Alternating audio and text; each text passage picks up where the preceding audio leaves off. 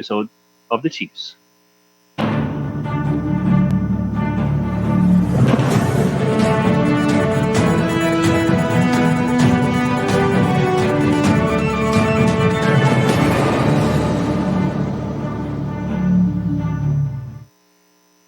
Welcome to the special episode of the Chiefs, and with us right now are Ana Marie Pamintuan of the Philippine Star, Lucy Cruz Valdez, the head of News 5, and in a while, Robbie Alampay of One News will be coming online. Good evening and happy weekend.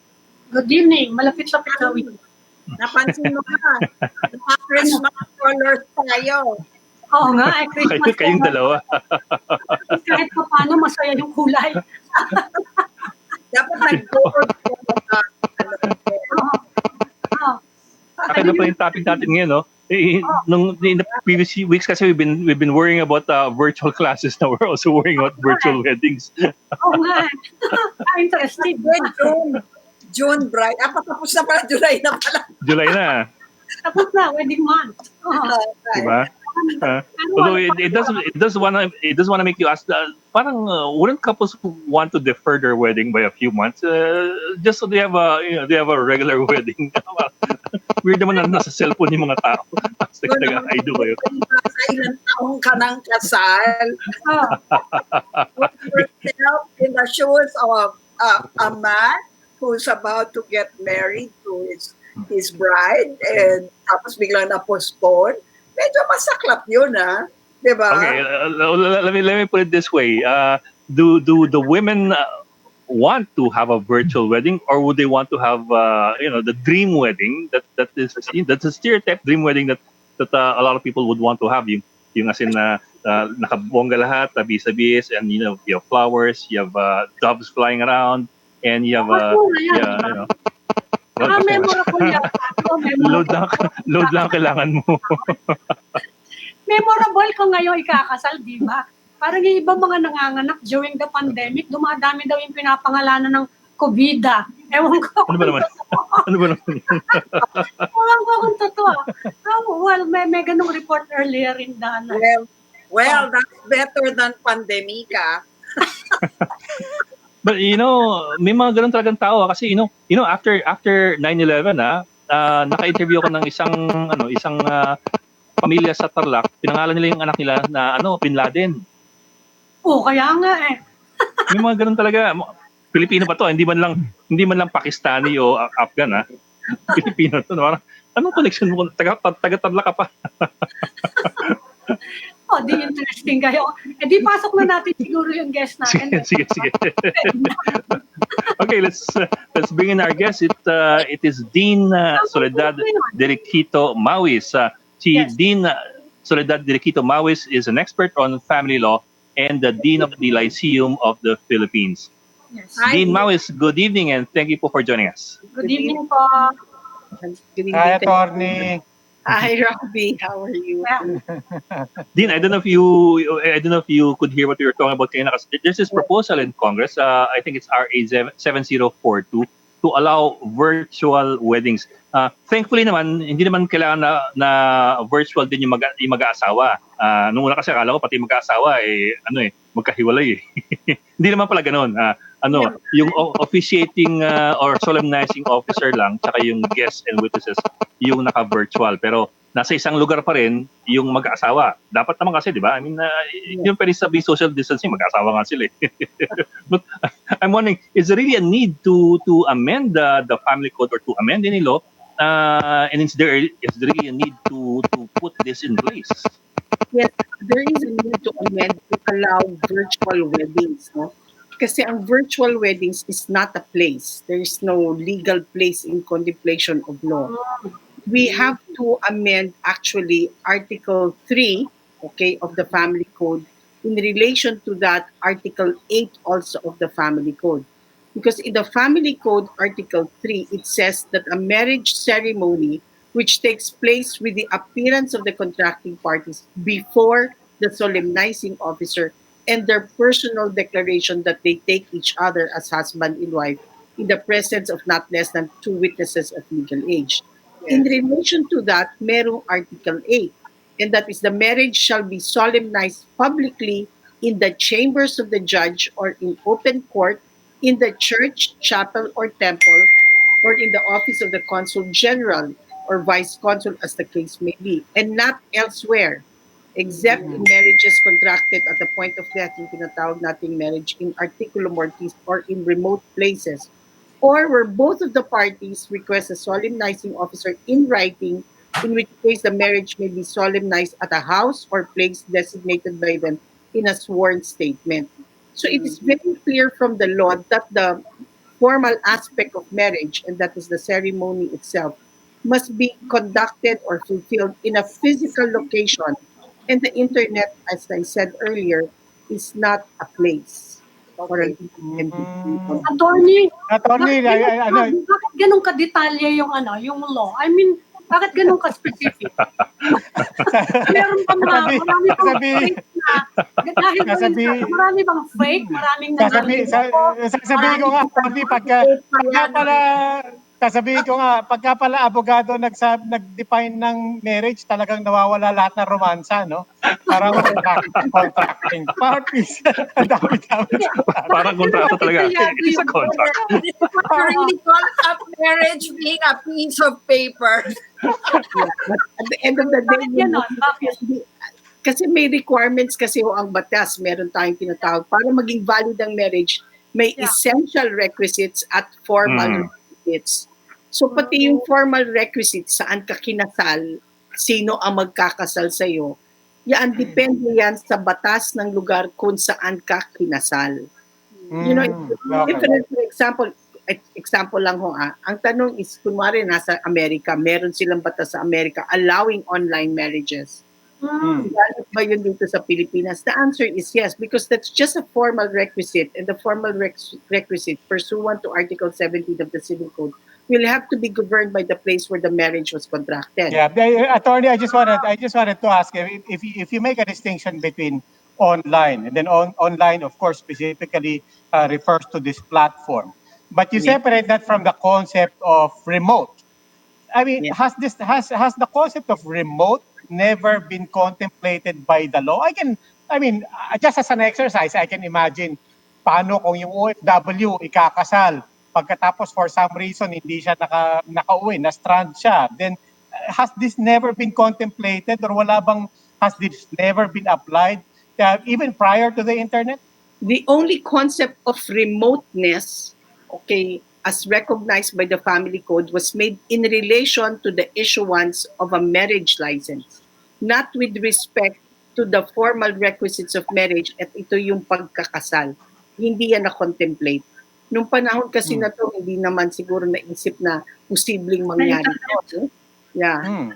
Kaya there is really a need to amend the law in order to make that kind of wedding valid in the Philippines.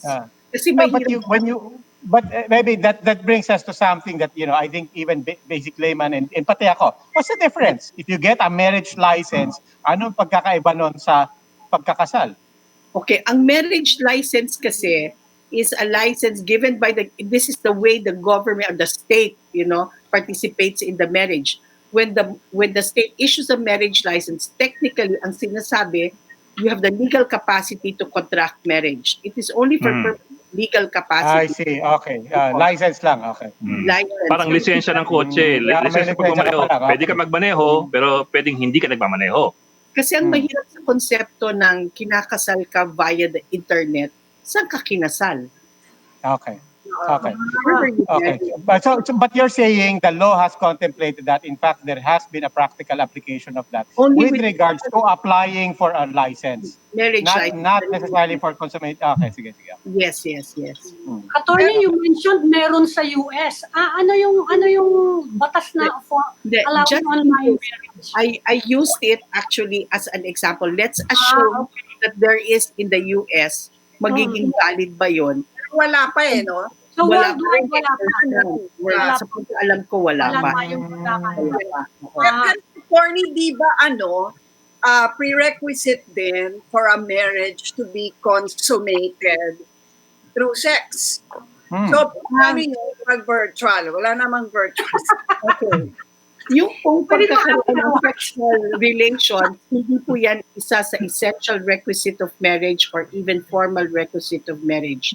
In fact, kung hindi kayo magkaanak, okay, dahil hindi nagbunga, no, that will not render the marriage void. But there is one case, and this is the case of, there's one case decided, Chiming Choi, I remember now, it is Republic versus Chiming Choi. Yun ho, kinasal silang dalawa, but it was not consummated for how many years? If I'm not mistaken, 3 years. Na-declare hong null and void yon on the ground of psychological incapacity. Mm. The person is not a ground. Was Ang Yeah. click niya, inanuho siyang psychological incapacity po. Ayun. Kaya ang sinasabi po ni Congressman Salo, ang importante lang naman daw ay yung essence, no? Yung essence daw ng pagpapakasal. Di ba? So kung essence nga naman, hindi kailangan nandun hindi kailangan nandun si priest or si pastor during the wedding ceremony itself, right? Ang tanong ko lang doon, sa dami ng mga fake video ngayon, at meron pa nung tinatawag na deep fake, where you can actually dub the statements of, say, President Obama on his own video and make it look like he actually said something that he did not. Hindi ba kaya mag-give rise ito sa mga fake videos ng mga weddings, which will later become the basis for katakot-takot na. Ang tawag diyan, Luchi, ang tawag diyan, virtual pikot. Virtual pikot ang tawag diyan. Yes, really. Hindi ko kayo magkagulo ng ganon. Kasi di ba, ang dali kaya mag-fake. Si Cynthia Villar na kanina, di ba, may fake picture ng, of course, that's just a photo, no? But bad photoshopping pa naman. Para walang scanning. That is very important. I think that's a very good observation, because the reason why it's done publicly in the presence of the solemnizing officer, because the solemnizing officer will be able to attest that the consent of the contracting parties was really given. yes. Sa virtual nga, hindi mo nga alam, baka mamaya tinututukan na pala yan sa likod, no? Hindi mo alam. So, yun, no? But with the requirement of public presence or personal presence before the solemnizing officer, at least makikita mo yung consent magiging freely given, kung at least at the very least in front of the solemnizing officer. Right. Saka attorney, hindi ba may requirement before a wedding na ipopost yung merong di ba? Merong notice na kasal. Para kung may tututol. Para baka yung one of the bride or the groom, baka may dati ng asawa, hindi ba? Paano gagawin po online? For the purpose of issuance huyaan ng marriage license. Na dapat magkaroon muna ng marriage license bago ikasal, no?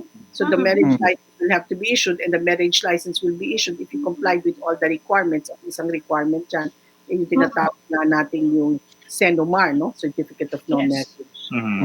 Pero din wala ba doon sa ceremony mismo yung nakikita na sa pelikula na kung meron ditong tutol sa kasal, ngayon ka na magsalita. Yes, pwede naman. I mean, is that standard or is it Notice yun. Yes. But Di ba may notice? May notice, pwede kang mag-object even before the kasal, when precisely you're being asked, you're what you call this, you're applying for a marriage license. Or no, Din, I mean during the wedding itself. Yes, you can also object. You can also object. Stop the objection.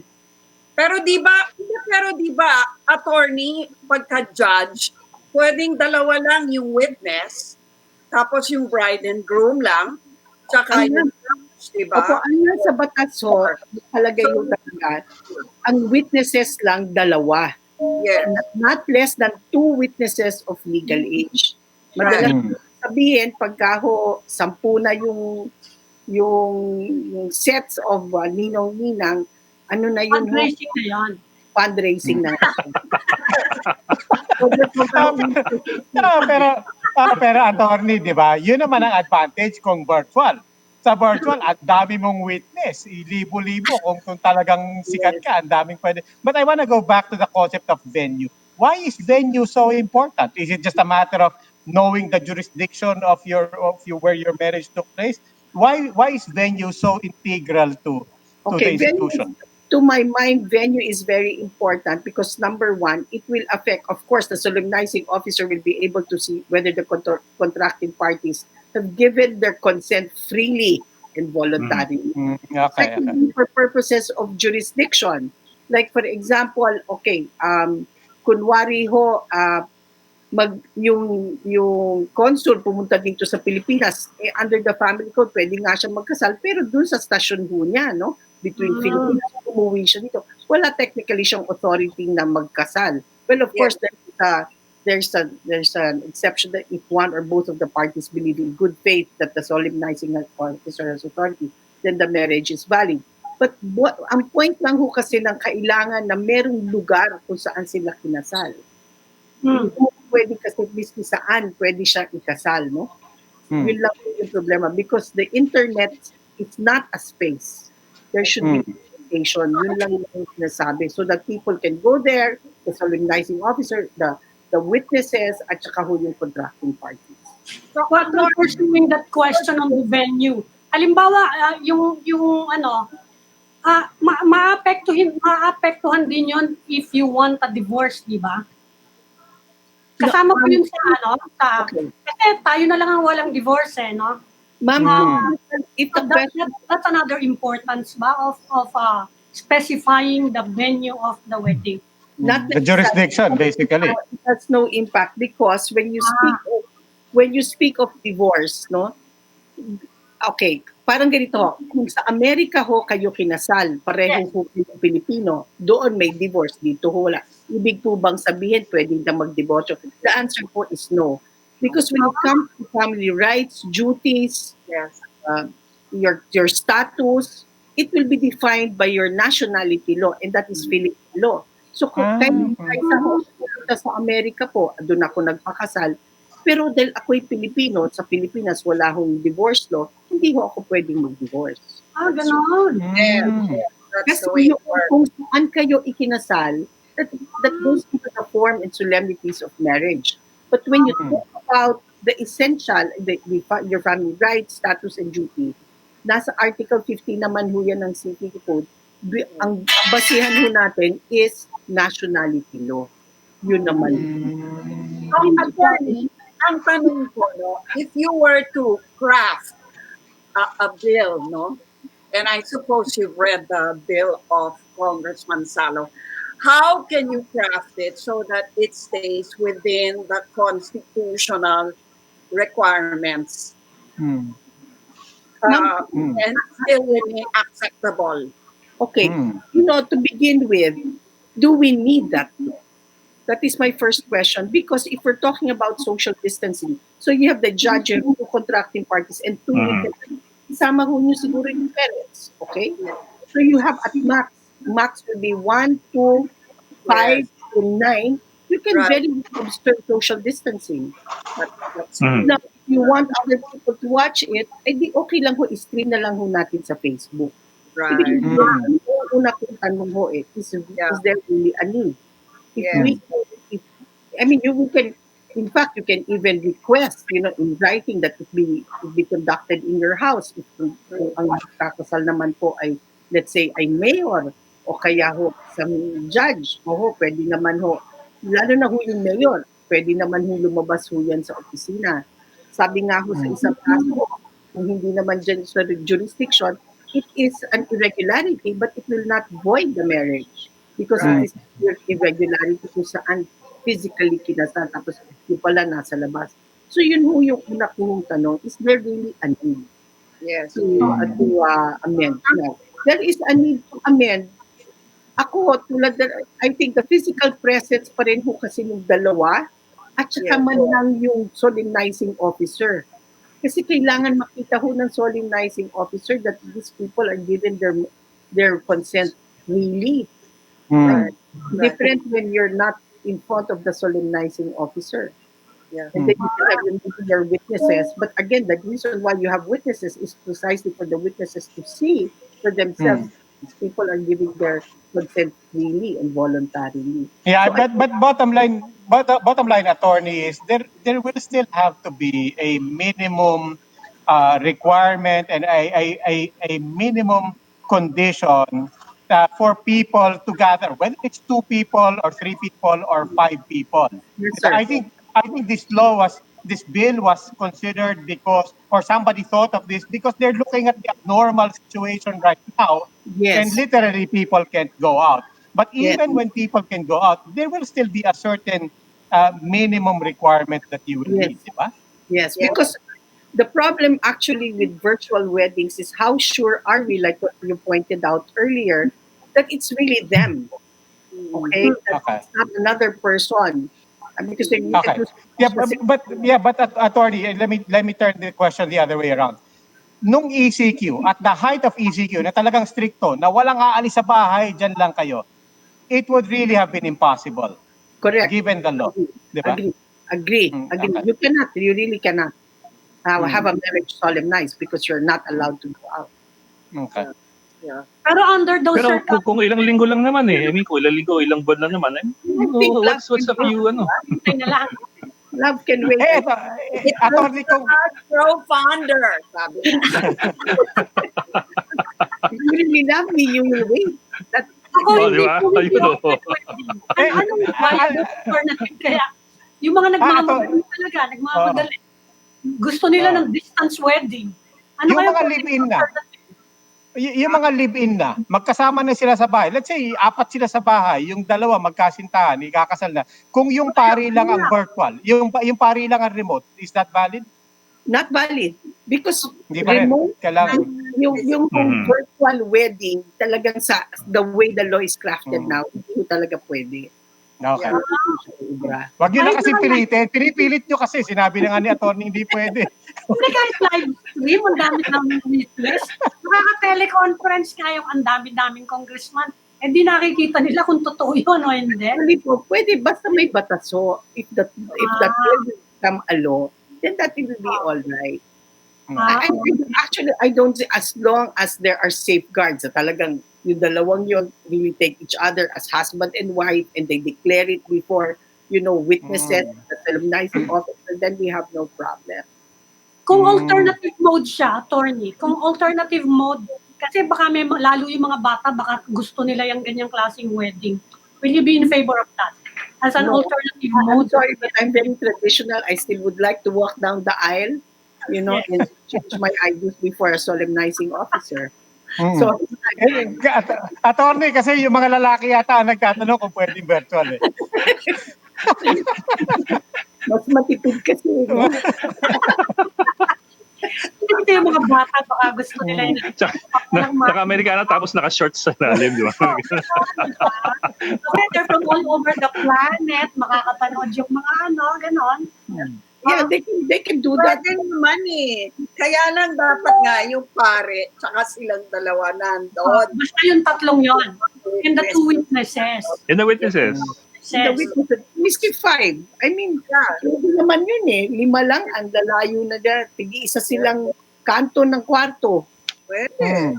Basta physical pa rin. Basta physical pa rin. Oh, tapos tawagan na lang manyanita. Kapag nanyanita, marami. Bahay talaga pa yun. Pwede mo matendo. Yung magmasa, di kumuha ka na lang ay isang simbahan. Kontra tayo. O, di magmasa ka doon. Kumusta mo lang. Hindi. So for the audience, attorney, okay lang sa inyo yung virtual. Basta merong component na the main has to be physical. Yes, I think if the law will be amended, virtual is okay. As long as I said, I think at least the 3 or the 5 minimum should be together, no? But it will defeat the purpose. You might as well, kinasal na talaga. Siguro, hindi ko maybe because the fact that you cannot be in one place because you can eh. You can, di ba? So, and you will not violate any ECQ or GCQ rules. Ay, okay. Social distancing No. naman eh. Okay. Hindi kailangan magmanyanita eh. Ang bawal lang yung Diba? madami Oh, Dapat kasi, Joby, meron kang upshot ng scoring na love won't let me win. Yeah. Ano yun? Oh. okay. Okay. Okay, sige po. Well, Okay. that was So hindi kailangan Sige po. yung batas. Okay, haba-haba ng Okay. haba-haba ng usapan. eh, Hindi pala baka kailangan yung batas. baka kasi humaba pa yung ECQ nung final ng batas eh. No. Okay. Baka nga, baka nga love cannot wait. Yung mga nagbabalak dyan, alam nyo na, sinabi na ni Atty. Sol, wala pupuntahan yan. Mag-antay na lang kayo, gawin nyo na lang yung totoo. Yeah. Okay. Okay.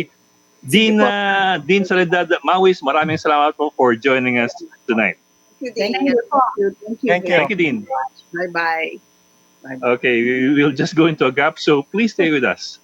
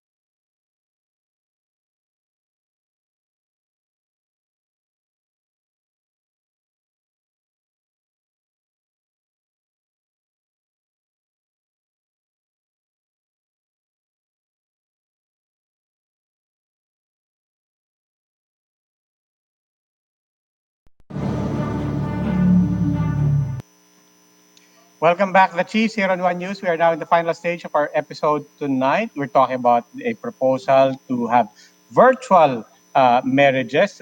Joining us now is Kabayan Party List Representative Ron Salo. Congressman, welcome po to the Chiefs. Welcome. Magandang gabi po sa inyo. Magandang gabi po sa lahat po ng nanonood po ngayong gabi. Hi, sir. Congressman, narinig niyo yung usapan namin with Atty. Sol Mawis. Yung iba, narinig ko po. Dapat, let's start with... Masarap po yung tawanan po ninyo. Yeah, hindi po seryoso kami. Let me ask lang po yung pong tanong ni attorney. Ba't ba kailangan tong batas na to? Bakit niyo po ba naisipan to? Basically, Robbie, dahil nga rin siguro dahil dito sa nangyayari po sa atin sa pandemya, yun yung isa sa take-off po nito. But at the same time, makikita rin po natin that the new normal is different exactly from the time na nag-start po itong pandemic na ito. Kagaya po ngayon na in-interview niyo po ako, dati-dati nandyan po ako sa studio but few months after, pwede na po ngayon na nag-uusap po tayo via StreamYard. So, ibig sabihin po nito, yung advances in technology makes us also, yung pamumuhay po natin, nagbabago rin po. And makikita rin po natin na even sa judiciary ngayon, ginagawa na po ito, Congress ginagawa rin po ito. So sa Congress, yung committee hearings na kinakandak araw-araw halos via video conferencing din. Session din po namin, ganun din. Pagdating sa korte, malinaw na rin po yung guidelines ng Supreme Court na pwede na rin po yung video conferencing ang ginagamit.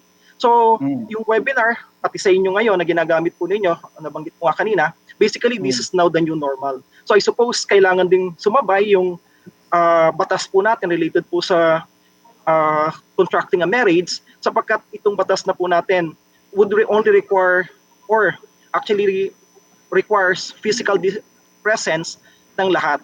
Tama po yung binabanggit po kanina ni attorney, ni Dean, na ang minimum requirement are 5 persons actually sa ngayon. Yung dalawang ikakasal, yung solemnizing officer, and yung dalawang at least 2 witnesses po nila to be present in order for that particular marriage to be valid.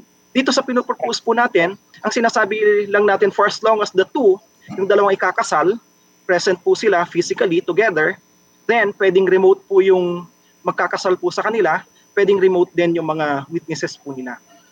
How do you address yung point ni Attorney Mauis na, venue is actually very important, and not just venue, the whole context of everything that's taking place, no? I mean, I don't know kung sino yung nagbanggit kaninang example na it's important na nagkakakitaan tayo, not just that there are witnesses, but we see the full context of what's going on around you. Walang nakatutok na baril sa likod nung isa, for example, and so on. But how do you address the questions that she raised? Yung primarily nakaangkla yung binabanggit po ni Dean kanina doon sa context na binabanggit po nila dahil kailangan siguraduhin yung voluntariness that the two persons who are getting married should personally declare that they take each other as husbands and wife voluntarily and freely. That's the essence exactly of the marriage ceremony. Ngayon, dito hindi naman natin tinatanggal yung iba pa pong mga requirements ng marriage, particularly yung marriage license. Bago naman po kasi kasal, kailangan mo pong kumuha yung dalawang mag-asawa ng kailang marriage license. So that already shows yung voluntariness po nila. Kasi kung hindi naman po sila nag-apply po doon personally, hindi naman po sila mai-issuehan ng marriage license. Number 2, pagdating po doon sa marriage, nandun pa rin po yung mga witnesses po nila, except that pwedeng virtual dito sa pinopropose po natin. Then kailangan pa rin po silang tanungin whether they actually take each other as husband or wife, they have to express their vows to each other, yung commitment po nila. Pangatlo, na hindi po ginagawa sa kasalukuyan, sa ngayon po kasi, kapag kinasal po yung dalawa, ang kailangan lang pumirma silang dalawa, plus yung solemnizing officer, plus the witnesses, at least dalawa.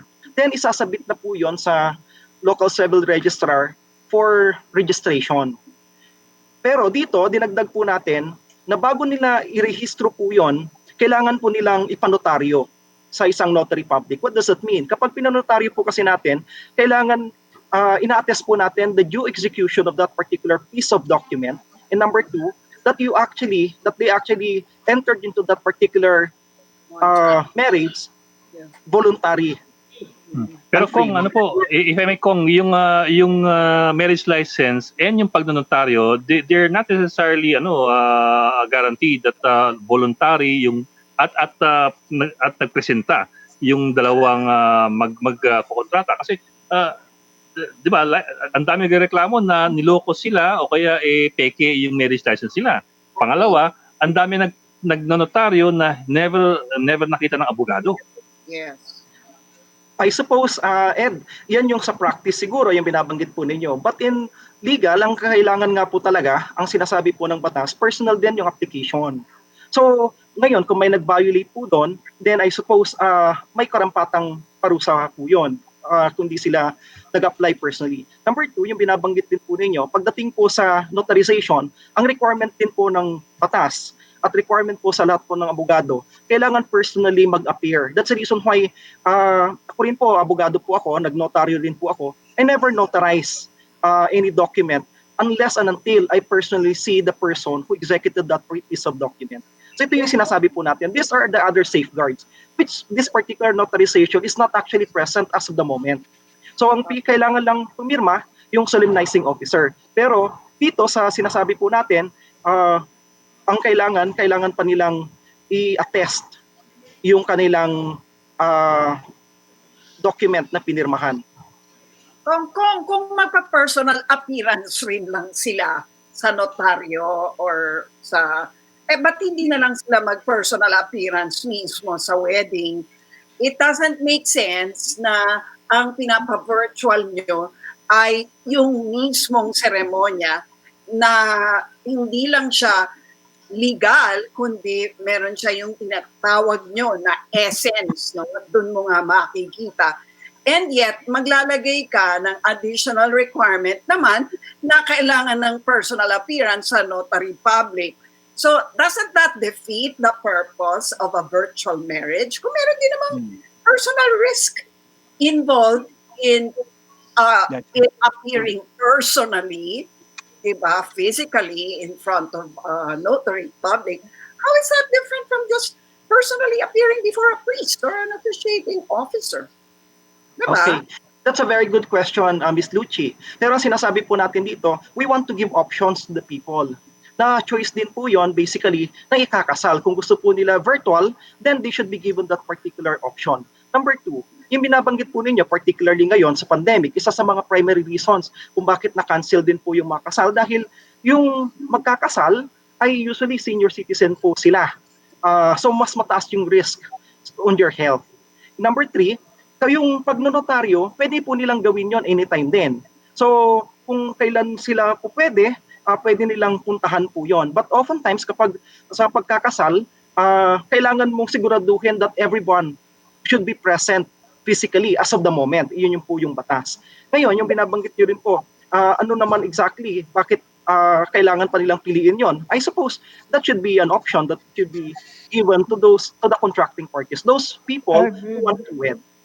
But Meron Attorney, Congressman, I think yung concept ng notaryo is interesting to me because at a certain point, the legal process and the legal requirements at a certain point will require a physical appearance, di ba? Sa notaryo, for example, on this date, personally appeared before Yes. me. But you can argue that, ba't hindi natin i-virtual ang mga notaryo? Bakit hindi natin, the point is, as you virtualize marriage and as you virtualize every particular, you can imagine a scenario where two people can enter into a marriage without ever having met. They chatted, they met and so on. But the point about the notary public isn't it that precisely at a certain point, you will need physical presence. You need physical appearance. Why not preserve that for marriage? And as Attorney Stoll said, that's no more unreasonable than one person appearing before a notary public and just asking 5 people to attend a real wedding. Yung sinasabi ko po kanina pa, Robbie, that should be an option given also to them. Ngayon, yung sinasabi po ninyo na pwede naman nilang gawin, then, well, fine. Kung gusto nilang gawin later on. But what we're presenting to the people is an option. Number two, yung binabanggit din po ninyo, hindi lang naman po ito applicable sa ngayon na dito sa Pilipinas. Ang kino-contemplate din po nito are OFWs also. People outside, Filipinos outside the Philippines, po na halimbawa nakabase po sila doon sa Dubai, for example. And matagal na po sila na gusto na nilang magpakasal. But because of such reasons, halimbawa nito, hindi po natuloy yung kailang pagpapakasal dahil po sa bawal ng pag-travel. Or sometimes, kailangan po nila, gusto nila kasama yung kailang pamilya na nandito sa Pilipinas na makapag-witness ng kailang kasal. But they cannot travel. So, pwede rin po silang magpakasal virtually. Yung solemnizing officer would just be here in the Philippines. Yung kailang mga kamag-anak, pwede rin present virtually. Silang dalawa present sila doon. Congressman, quick question lang because this is a basic question of Attorney Mawis. Bakit ba kailangan to? Doon sa example na binanggit nyo, OFW, I can imagine that happening. But have you done studies? Do you have indicators or even anecdotes na nangyayari yan? Na merong mga gustong ipakasal na OFW at hindi makauwi and therefore they have no option other than just to wait another few months? Yes, may mga nagsabi po sa atin. Number two, itong proposal po natin na virtual wedding or virtual marriage, hindi po ito novel, quote unquote, na bago lang na naisip ko po. Kasi existing na rin po ito, even prior to the pandemic, ginagawa na rin po sa ibang bansa. Yeah, but the minimum requirements are met, no? Meaning, yes, yung pare, ito iba Iba kasi yung solemnizing officer na sa ibang lugar. Babalik ako dun sa tanong. Kasi even though you say that this is just an option, you're also opening up the possibility for so many people who have really bad intentions to use this virtual wedding ceremony to falsify something that never really took place or whose essence was really not there. Meaning, yung tawag nga ni Robbie, virtual people. I mean, I have 3 sons. What's to stop somebody who wants to make it appear that my son married her? Diba? You know what I mean? take the pictures. This is all very easy to do now. And this has legal implications, not just in terms of the relationship, the legal relationship, but also mana, di ba, conjugal or community property, separation of it, etc., etc. Ang dami, di ba, Kong? Yes, yes, Ms. Lucci. Yung binabanggit po ninyo kanina ng mga minimum requirements, I completely agree. These are the minimum requirements set by law. And this is precisely the process that we're going through. Kaya ako po pinopropose na i-amend po natin yung minimum requirements na yun. We still stick with certain requirements, conditions, but binabago po natin. The only thing na nagbabago lang naman po dito dahil yung presence, the concept of presence. Kasi sa kasalukuyang batas, ang konsepto po ng presence, physical. Physical lang and no other thing. Ang sinasabi po natin ngayon, kagaya ngayon, nag-uusap po tayo, kine-interview niyo po ako, how could you, yung tanong po ninyo, yung identity, babalik ko rin po sa inyo, how could you be so sure na si Ron Salo yung kausap po ninyo? Di ba? You never asked that. Opo. Yeah. But at the same time, opo. Pwede ko lalaki, babae, kunyari, nagpapakasal, tapos there's a priest. But actually, fake naman yun. Opo. That's very easy. Opo. But at the same time, yung binabanggit po natin kanina, there is still requirements. The marriage license. Kasi hindi naman po sila po pwede ikasal kung wala silang marriage license. Pwede naman yung bill nyo kasama yung marriage license. Ang daming fake na ganyan. Diyan nga nagkakagulo yung mga hiwalayan eh. Diba? Yes. Ang sinasabi po natin dito, babaguhin natin yung batas. Kung ang reason po natin yung pagiging fake at hindi na po natin ipupursue, I doubt kung ganun nga talaga yung dapat nating pagpasa.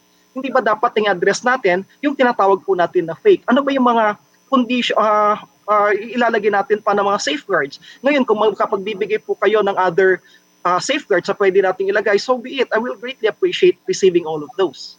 No, attorney, kasi on the cyberspace allows fraud.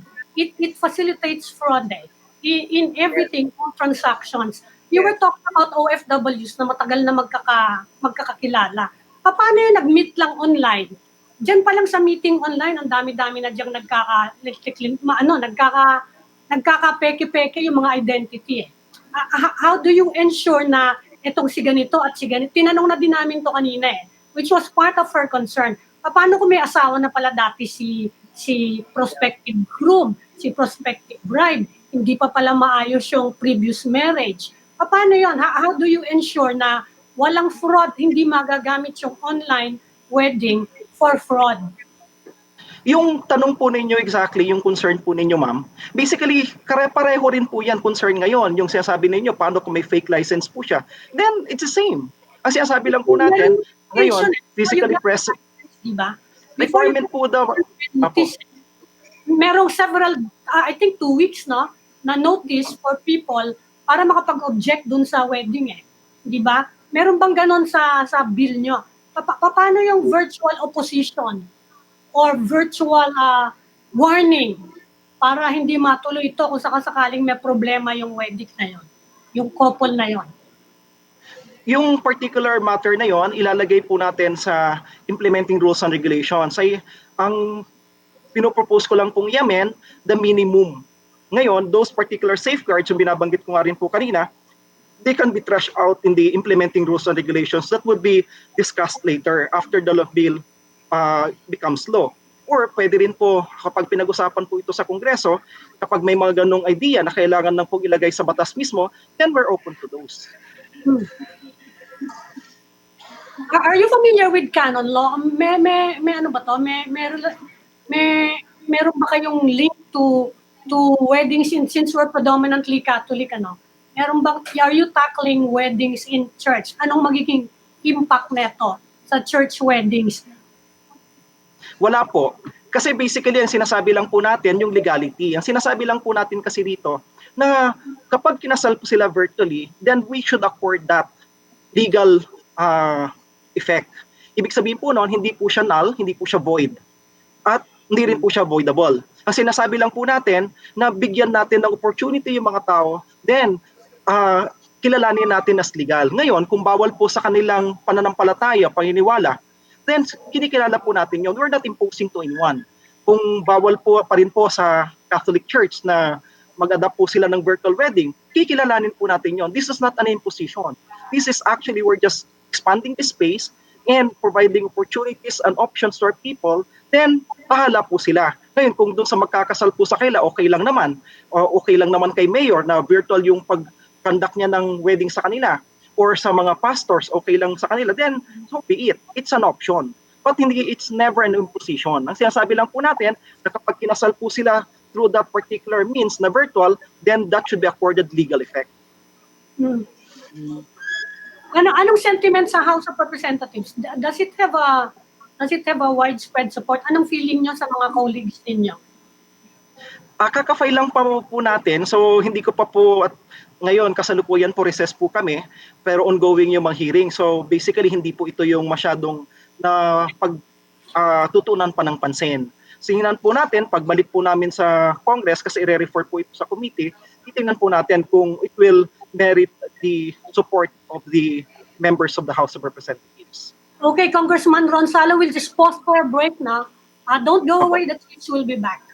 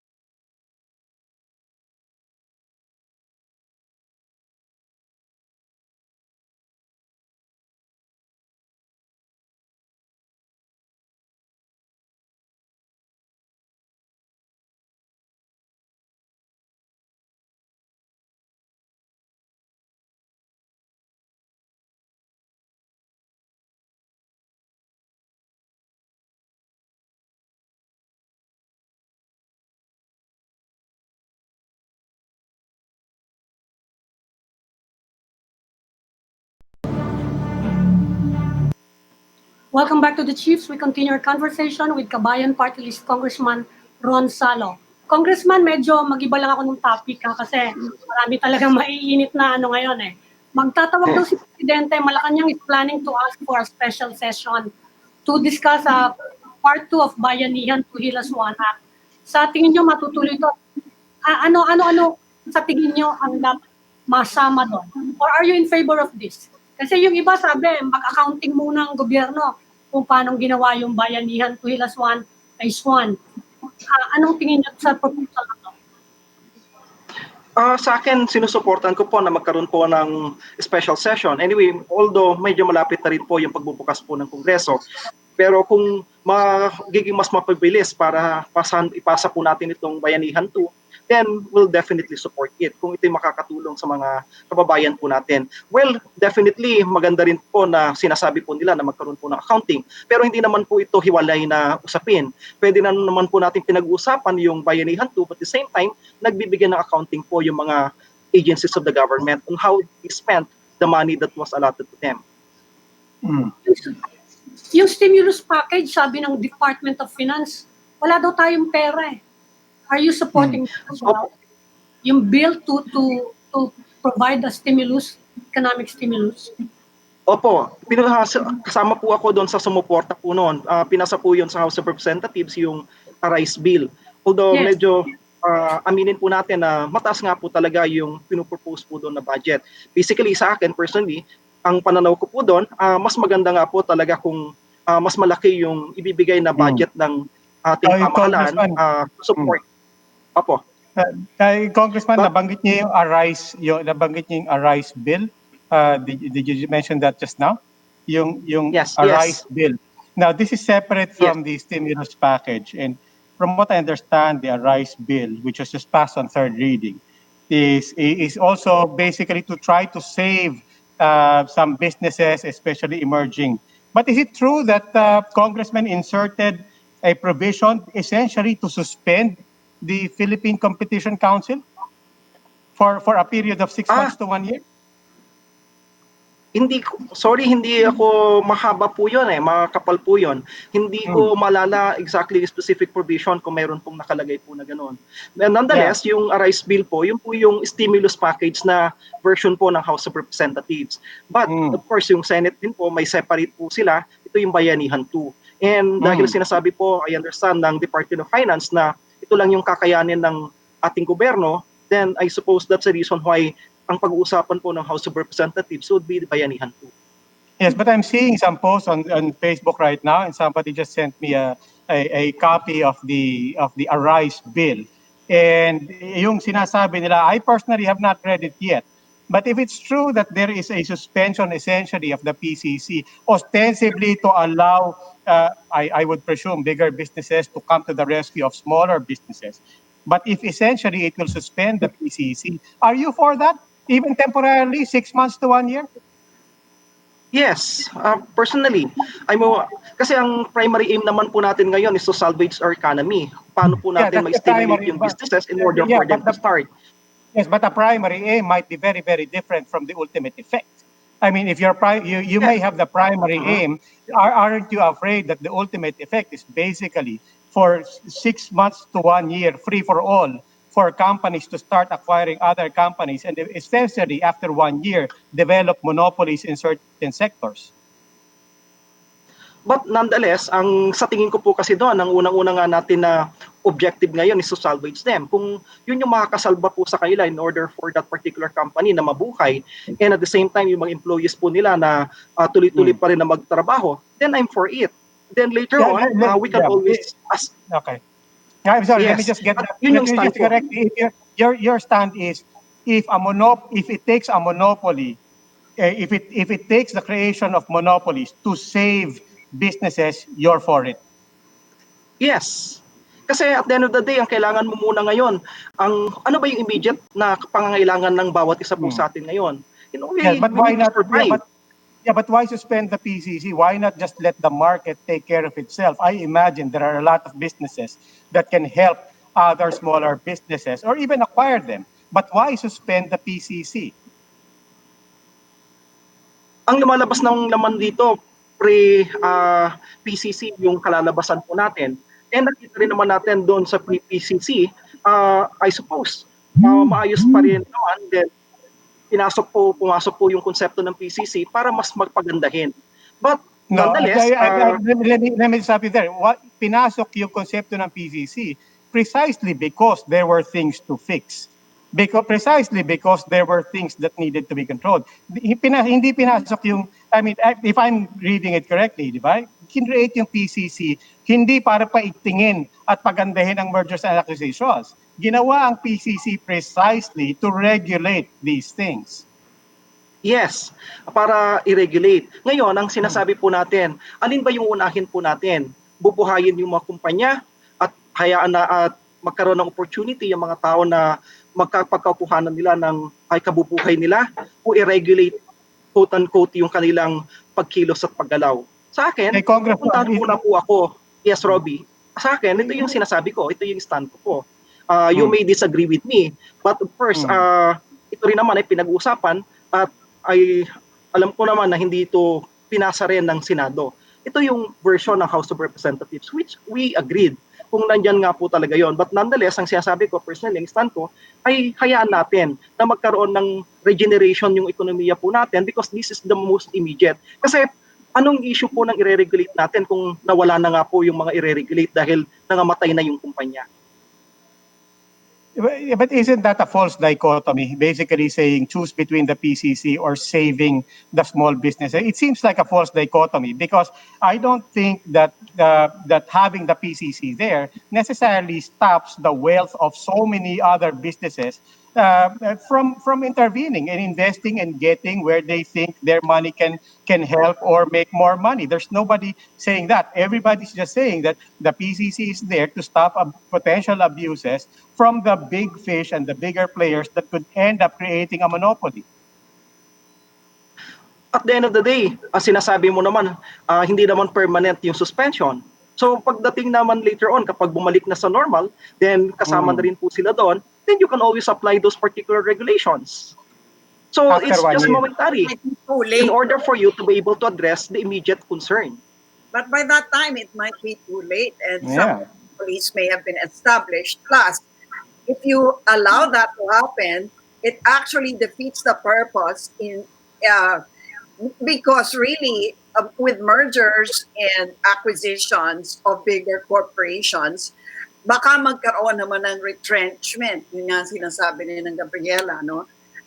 Pero at the same time, yun po yung concern po natin. Widespread loss of jobs for many. I mean, meron din siyang downside. So, I di ba? completely agree. May downside po siya, mayroon po siyang positive, may pros and cons po siya. But nonetheless, sa akin nga po, ang binabanggit ko po sa inyo, I would support yung stimulus muna ng ekonomiya. Kasi at the end of the day, anong i-regulate po natin kung nangawala na nga po sila. So give them opportunities in order for them to regrow and order for this particular companies to survive as of the moment. Right? Okay, Congressman Gonzalo, before we let you go, I understand that you filed the bill earlier this month for a 25-year franchise of ABS-CBN. But in that bill, you also called for a strong set of regulations. Before I go into that, tell us how it's going in the House of Representatives. May papasa anytime soon o mabibigyan at all ng franchise ng ABS-CBN. Do you have a timetable?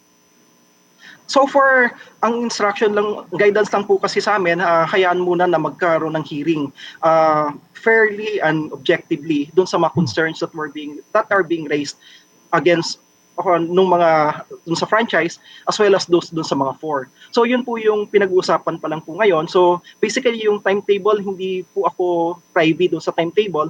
Ang sa akin, to participate as much as I can doon sa hearing. Doon sa binabanggit po ninyo na stricter regulations, it's not exactly stricter regulations. I'm just stating the obvious. And for example, stricter implementation of the law. Ayun yung sinasabi po natin. Kasi nakikita po nga po natin, this arises also from the issues na maraming mga allegedly violated yung violations yung ABS-CBN. Kaya sinasabi po natin, then it should be. Hindi pwedeng standard ng isang kumpanya o standard ng industriya ang gagamitin. May parameters, may standards na sineset ang DOLE, for example, when it comes to labor laws. Hindi dapat ang susundin natin yung parameters ng sino man, kundi kung ano yung parameters na inadapt po ng batas at ng DOLE, ni-implement ng DOLE, which should be made applicable to everyone. But Kong, you're also calling for putting in a provision requiring impartial and balanced reporting, if I read the news article correctly. Now, offhand, that sounds like it makes sense. Pero let me ask you, is there anything in the law that requires impartial and balanced reporting by any media company? I mean, is that even in the law? Is that even in the Constitution? I mean, isn't that prior restraint? Can't a media organization have a position to begin with? Wouldn't that be a denial of freedom of expression? But at the same time, you cannot also deny the freedom of expression of the government. So it's sinasabi lang po natin dito. Yes, and sir. This is exactly And we're not denying government because government has its own propaganda machinery. It has Channel 4, which is paid for by taxpayers' money. It's not even a public. It's not even a public channel. It's a government channel. So ang sinasabi lang naman po natin, what is so objectionable with having an impartial and balanced reporting? Di po ba? Yes, sir. And Ito we rin naman understand that. But to put it in a law requiring it would presume that there is somebody who will decide what is balanced and impartial, and that would presumably be government. Number two, that's balanced reporting and impartial reporting is something that traditionally we in the media agree amongst ourselves and regulate amongst ourselves. To leave it to a regulating body to decide what is balanced reporting, wouldn't that be prior restraint? No, exactly. That's the reason why we have libel. And we have seen that with what happened. Yes, sir. Di po Sir, ba? Itong libel batas is po different. natin ng libel. Ano ba yung Sir, specific if you na don't mind, reason sir, po nun? libel is different from balanced and impartial reporting. Let me give you an example. Yes. Libel is different from, for example, in other countries, a media organization can have a political position, and that is not impartial, but that is not libelous. Those are two different concepts. Yes. Pero ang sinasabi ko po rito, pwede mo pong gamitin po yun as a parameter. So, for example, yung sa libel, sino pong nagpasa po ng batas na yon? It's Congress. So, ibig sabihin po nito, when it comes to yung binabanggit po ninyo, but we can always have, we can always provide certain advice to us in order for us to be able to make that into reality, for example. Pero yung konsepto po ng balancing partial reporting, hindi naman po pwede na kagaya po ngayon, ito rin po yung issue na pinag-uusapan po. Hindi pa pinag-uusapan, pag-uusapan pa lang. Ito po yung isang bagay na pag-uusapan po sa issue ng ABS-CBN. So how do we address that? Alam nga naman, kung sinasabi na nga po ng mga tao na hindi partial at imbalance, kanino natin ibibigay? Sa kanila pa rin? Sila pa rin po ang magdidesisyon kung impartial or balance yung kanilang pagre-report? Perhaps we can find But sir, isn't that the right? Isn't that the right of anybody to have a position, so long as it's not libelous or slanderous? Isn't that the right of anybody, whether on social media or mainstream media, to have a position, to be partial to any position? I mean, if you allow that to anybody in social media, you're saying that you cannot allow it to anybody on mainstream media, so long as it's not libelous or slanderous. Pero yung binabanggit po natin dito, kung tawag dito, yung sasabi po natin na partial, yung kailang pagbabalita, then it becomes an issue as well. So, ang sinasabi natin dito, kung kayo for the truth, pero kung partial po yun, so ibig sabihin po nun colored yung truth na yun. So, sir, sinasabi those are not the same things, sir, if you don't mind. Those are not the same things. To be impartial is not the same as to be partial is not the same as to be untrue. I'm sorry, but those are different things. In any case, I think, Congressman, the question is, you really believe that you can legislate impartiality? You really believe you can legislate impartiality and fairness without running the risk of government overreaching and basically affecting prior restraint? And are you really the judge of what's partial and not? Yes. Hmm. Who will Sa say akin po, impartial? Yan ang Apo. problema. See, who will decide what is impartial? Kasi sa libel, That's precisely. malis. That's precisely the point, yung binabanggit pa po ninyo. So basically, the details. And ang sinasabi ko nga po, we can always have a group, an impartial, quote unquote, not exactly impartial, a group that would be able to come up with that particular rules to determine what is partial, what is impartial, and what's fair. May Okay. May rapi-rapian na. We may have to invite you, Congressman, maraming magandang pag-usapan. Congressman, it's always good to have you on board kasi maraming magandang pag-usapan when you're around. I mean, discussion is always good. I mean, from my point of view, it's always good for us to talk about these things. Otherwise, people don't talk about it, and that's bad. True. Hindi kasi partial lang. Hindi kasi impartial lang si Ed. Bias ba? Bias. Marketplace of ideas. So everyone has an idea. Okay, maraming salamat po. Congressman Ron Salo ng Kabayan Party. Sir, thank you for joining us tonight. Thank Thank you very much. Thank you. Okay, Good luck on this work for impartiality. that's a wrap for tonight. Kaya talaga, overtime na tayo. That's a wrap for tonight. You can also catch One News on the Signal Play app. Register for a free account at signalplay.com and stream One News live anytime, anywhere. That'll be all for this edition of the Chiefs. We hope to discuss here. We'll keep the conversation going. I'm Edling of One News. I'm Ami Paminton of the Philippine Star. I'm Lucy Cruz Valdez of News 5. I'm Robbie Alampay, and we are One News.